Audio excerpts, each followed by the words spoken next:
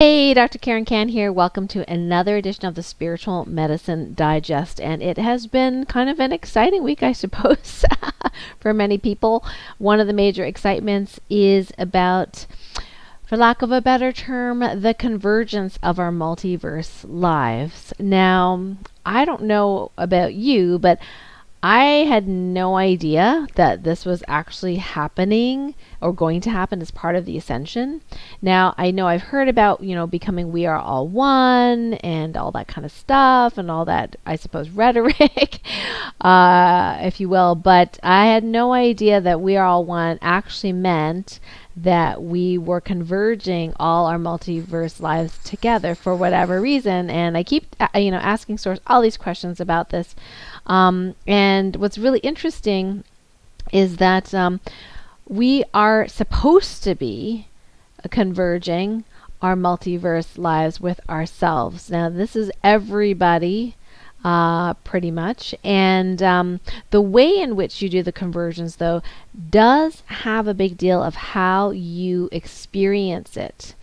Now, here's the thing. I work with a lot of what we call sensitive. So we're talking the indigos, the children, the teens, the adults, the star seeds, star people, and all blue rays, and all sorts of iterations of high vibrational people, hybrids, walk-ins, people that are empaths, earth angels, right? So I have about 97% of my patient population, my client population are of those. So when you're looking at, for example, other entity programs, my entity programs, there's a lot of great entity programs out there. One of the reasons why I upgrade and tweak my program so much is because there are some fairly sophisticated entities who actually target people like us, sensitives like us, that 97% of the, of all the people that I see on a daily basis. We are targets because of who we are, what we do, what we're meant to do in this world. So I end up updating and upgrading my Ascension 1s and 2s and some of my other MP3s because of the morphing of the entity threats. So for example, the Ascension 1 and 2, I noticed that if someone did not actually direct Ascension 1 and 2 to their multiverse lives while they were converging, okay, what would happen is that because of the convergence, because we were feeling our multiverse lives and they were affecting us and we were affecting them, there was a point in time, a turning point in time, whereby their, our multiverse lives, higher selves or subconscious minds, if not aligned with Source, could sabotage or prevent Ascension 1 and 2. I mean, it's only, between 8 and 20%, but it potentially could sabotage the effectiveness. Now, I want my stuff to be obviously 100% effective, right? In all multiverse lives. But it was able to, if someone's higher self was not aligned with Source, if one of your timeline's subconscious minds were very low light score, not aligned with Source, it could sabotage the effectiveness of Ascension 1 or 2 in releasing entities and doing the healing. Now, like I said, it's not as bad. It's about 8% interference with the subconscious minds, about 20% for the higher self. But, like I said, I don't want anything like that to interfere. This was not a problem a month ago because we weren't into that, essence of the convergence. Many of us have already completed our convergence, but some people are still a third of the way through, 70%, 80%, whatever. So what I did tonight was I actually upgraded my Ascension 1 and 2 all-in-ones to target not only the multiverse selves automatically, to clear them of, entities, help heal and ground the ascension and all that wonderful stuff, clearing curses and vows and all that kind of stuff your multiverse selves can have because they can affect you in this timeline, especially if you're sensitive, but also clearing the subconscious minds of any darkness. So getting your light score for all your subconscious minds and all your timelines at 100%. Cool. Getting all your conscious minds at 100% light, and also getting all your higher selves completely aligned with source. And if you checked in on the radio show on Monday, the replay with Diana Cushionbach, we talked a lot about the higher self and how the higher self is not exactly what we were told before, as so-called, perfect and always completely aligned with source. Sometimes it's not completely aligned with source. So anyway, so if you haven't checked that show out, you can definitely check out the radio show that we did Monday. So yeah, so the new Ascension 1 and 2 upgrades have been to automatically affect not only the multiverse selves, but also the multiverse subconscious minds. So they cannot block the effectiveness of Ascension 1 and 2 for releasing entities, and also, aligning the higher self, and cleaning and clearing. There's actually a universal shield for the higher self, so we're actually extending that to the multiverse lives automatically when Ascension 1 and 2 has been played. Because one of the things that can happen is that because of the convergence, because of the ascension events, okay, these are not, what I'm talking about, the ascension MP3s, I'm talking about the naturally occurring ascension events. We've been experiencing, 30, 40, 47, whatever, per day, although it seems to slow down a little bit. So that's kind of interesting. At least for us in this timeline has slowed down a little bit. So what happens is, like, over the last, 3 weeks, 4 weeks, depending on how sensitive you are and what issues you have in the multiverse, if those issues come up for healing, they can be really uncomfortable. And one of the issues that can come up, especially for those people that are star seeds or earth angels or have a role to play in the light, is that they get attacked by entities. Now, the thing is that when your alternate self gets attacked by entities, guess what? You get to feel that. It's not very comfortable. And in fact, if you're clairvoyant, you can see them in this timeline because you are seeing through the eyes of your alternate self. So if you don't know that's happening, you're going to feel like you're overrun with entities, and you're going to think, what the heck happened here? Okay? What is going on? And you're going to possibly blame whatever it is you just did, not understanding that it's an ascension event. You're doing the convergence, and all of a sudden you're feeling your multiverse live. So that's why I tell my students, and clients and patients to go ahead and send the Ascension 1 and 2 with the intention of clearing and healing the alternate lives, as well as the entities involved in them. Certainly there are some few high-end entities, high-end meaning that they're very sophisticated. So, it's kind of like they're very intelligent, so sometimes it's really tough to understand exactly why we seem so behind. But just note to self, right? If you have entity or seemingly entity-related issues, and you've been using Ascension 1 and 2 on a regular basis, more than likely it's happening in your alternate lives. Once that convergence, has happened, completed, all that stuff is being brought up for resolution. So you almost can't ignore it anymore, because these are other versions of you. And I keep asking God, can we opt out of this? Can we just stop it? Can we not feel it? And I get a no. Now you can turn down the volume, like we talked about that before, but we cannot stop the conversion. That's just part of the ascension. Now the way you're converging is interesting, because some people will converge on different planes. And when I asked God about this, I said, are there instructions like how to do this convergence? And I get a yes. I'm like, oh my gosh, there's a blueprint, a morphic field for doing this properly, ideally, optimally. And these instructions are, saved or located in the energy conduit between our multiverse lives. However, entities can attack and thwart and remove, destroy, whatever, those blueprints. So we have that updated now in Ascension 2 to put those blueprints back in if they have been destroyed or had dislodged, or whatever it is. So I get from Source that we are to converge dimensionally on the dimensional plane with our alternate selves, and that is the healthy way to converge. And a lot less symptoms as well, doing it that way, especially if you've been doing your clearing work and your healing work on yourself. However, there are some people that are converging on different other areas. They are converging physically, and that is not a good thing. In fact, that can be potentially dangerous. Say, for example, you have an alternate self who has, I don't know, heart disease or something, like really bad heart disease. Guess what? If you're converging physically with that person, it is possible that you could start feeling heart symptoms and have your physiology mimic that other person, because you are becoming one with that person. So we don't want to converge physically, okay? Emotionally, not so much either. Mentally, not so much either. Energetically, no, because if you're energetically, again, it's not appropriate, so I'm told. I'm just the messenger here. So, but dimensionally, yes. Okay. Spiritually is interesting.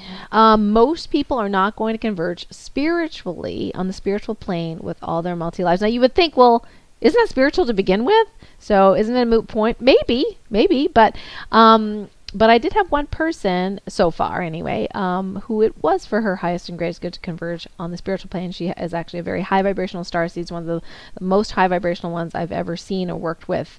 So that didn't actually surprise me. But most people, I get a no for that when I do the divine muscle testing. So they are supposed to converge on the dimensional level. So that instructions on what is appropriate for you and all your timelines should now be there, or at least, Ascension 2 has it in there. So hopefully you won't have as many symptoms, because if you've been having symptoms, that could be the difference between you and somebody else. So 97% of the people I work with are the sensitives. For other people, other healers, even if they do entity work or a lot of entity work, the percentage of sensitives in their clientele may be, 5%, 10%, 20%.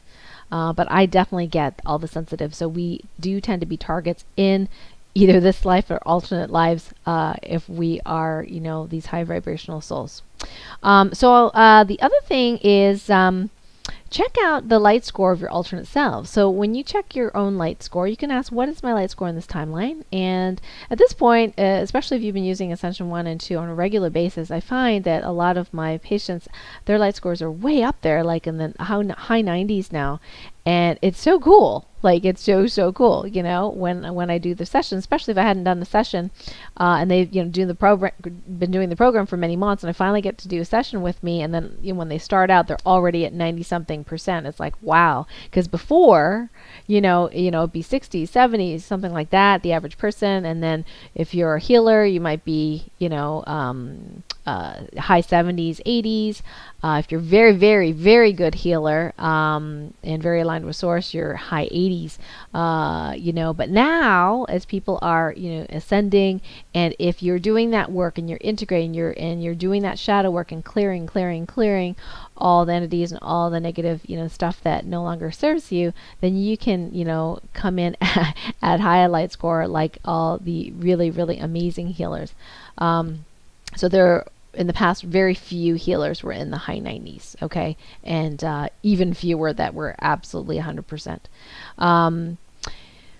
But your alternate selves is a different story. So you can actually ask, what is the lowest light score of any of my alternate selves in the multiverse, and what is the highest light score? Now, usually probably get 100 for your highest light score, but the lowest one would be really interesting. So you could send healing specifically to those with the lower light scores, right? You can specifically send Ascension 1 and 2 to target those with the lower light scores of under, whatever it is, 95 if you wanted to. So check that out. See if that works for you and see how that feels. Now, we did have one case this past 2 weeks where I was beta testing one of my programs. This is the Divine Muscle Testing program, and I believe there were 2 people involved, although I don't know who the second person is, but I've since updated the MP3. But so we're beta testing it, and one person basically was, feeling really horrible and feeling worse and worse and worse and worse after listening to it. And I thought, well, what the heck is going on? So we got that, and this is before I updated my regular Ascension 1s and 2s, we got that an entity for her that was around her in an alternate self, okay, could feel the healing coming through, because the Divine Muscle Testing is designed to heal all selves, including the selves in the multiverse and all entities in the multiverse. However, in this particular case, it wasn't necessarily safe yet or for the highest good to remove this entity. So this entity had some time, a little bit of time, to start trying to retaliate. Okay, they don't know necessarily where the healing energy is coming from. Okay, and you know that it's coming from us in this timeline, but they feel something is going on. Okay, and if they're unhappy and that person's a low light score and it doesn't have, you know, isn't as healed as we would like, then potentially, you know, an entity can retaliate. Now, I asked God, you know, was this safe for this person? I get a yes. Was the source aligned that this happened to this person? I get a yes, because we needed to know about it. So thank you very much, this person, for, you know, having to deal with all these symptoms. You know, they were safe, but the thing was, is it wasn't very comfortable, was it? You know, being around this, in this case, lower realm entity. So when I asked about why we couldn't, you know, automatically heal this lower realm just using the divine muscle testing MP3, I got that in this particular case there was a negative belief, I am not good enough, that needed to be removed manually. We had to bring that to consciousness, and then Source would allow, you know, the divine muscle testing or Ascension one to then clear the lower realm. But of course I did that manually for this person. And that's the other reason, because of the whole retaliation thing. The other reason was that the subconscious mind in that particular person in that timeline was very low, and so that's one of the reasons why I upgraded the Ascension 1s and 2s to prevent that. Now the second thing about the retaliation is we can do some really cool things now. So we can actually create a vortex of light energy around you, and get this, all your multiverse selves. Yes. And we got permission for this.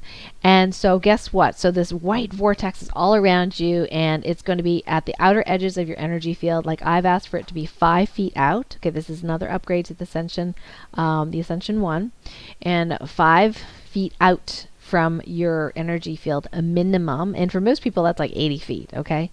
So this vortex, what happens is that as entities, especially if they see you and you're not allowed to be invisible to them because of your, you know, whatever you have to do in this timeline, like me, you know, I'm not allowed to be invisible to entities. So they come at you, or they recognize you and they want to come at you. When they hit that 80, you know, that 80-foot diameter vortex, boom, it's like a booby trap. Okay, up they go. Okay, they've got the God team manning it, and up they go, and they get automatically healed. Now, what if someone comes within that 80 feet who's human, who also has entity attached? We have now asked, as long as it's safe for that person, obviously, physically, that the tether, now normally what happens is that when they come into that vortex, they are tethered to the entity. The entity will stay outside the vortex if they know what the vortex does, okay, because they don't want to be shooed away.